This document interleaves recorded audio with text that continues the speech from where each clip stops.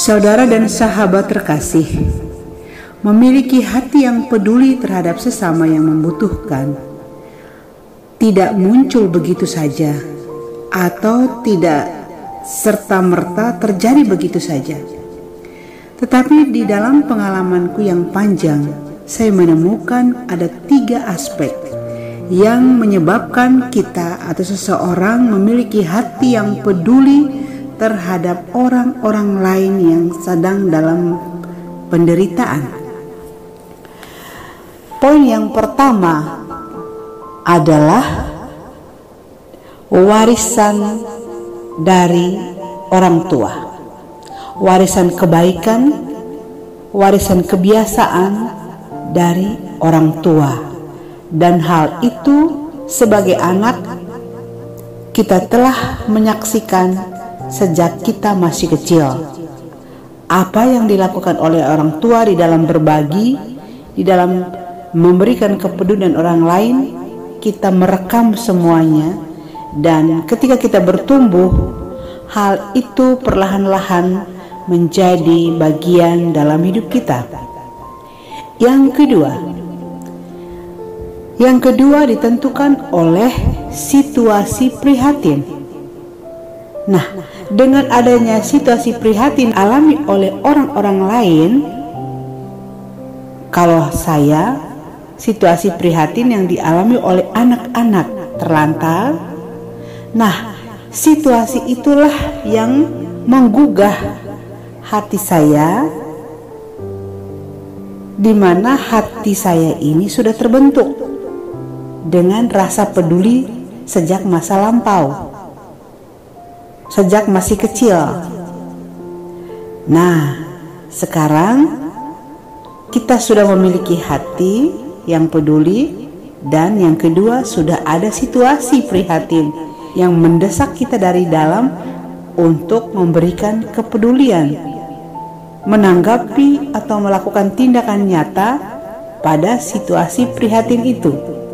Dan yang ketiga, ini adalah sebetulnya yang menjadi yang utama, yakni bahwa Allah, Tuhan kita, memerlukan kita. Jadi, Allah bekerja di dalam diri kita untuk memberikan kepedulian kepada orang-orang lain. Dia tidak bekerja di dalam kekosongan, tetapi Dia sudah bekerja dari hati kita yang sudah Dia tanamkan rasa peduli itu melalui orang tua kita. Allah mengembangkan, menumbuhkan, memberkati hati yang peduli itu, sehingga di dalam pelayanan kita kepada orang-orang kecil, orang-orang yang membutuhkan, bukan lagi karena kita hebat, bukan lagi karena kita luar biasa, bukan lagi karena kita kaya atau kita memiliki kelebihan. Hal itu nomor 2. Tapi yang menjadi nomor 1 adalah Allah memerlukan kita. Dan yang penting bahwa Allah memerlukan kita itu tidak mendadak, tetapi Dia sudah memproses kita dari waktu ke waktu, sehingga pada waktunya yang tepat, ketika Allah memerlukan kita, kita selalu menjawab, "Ya, saya siap." Nah, saya sangat bersyukur kepada Tuhan setelah bercermin dari pengalaman-pengalaman dari tahun ke tahun, pelayanan bagi anak-anak jalanan, anak-anak terlantar, anak-anak yang membutuhkan masa depan, bukan karena saya hebat, bukan karena saya luar biasa, tetapi karena Allah itu luar biasa yang telah memproses saya sudah sejak dini melalui orang tua yang memiliki hati yang luar biasa, dan merekalah yang memberikan contoh nyata sejak saya masih kecil. Dan ini bukan hanya pengalaman saya, tapi juga pengalaman Anda, pengalaman kita semua. Poinnya adalah Allah memerlukan kita. Dan ingat, kita bisa menjawab, "Ya, saya siap melakukan apa yang Tuhan inginkan."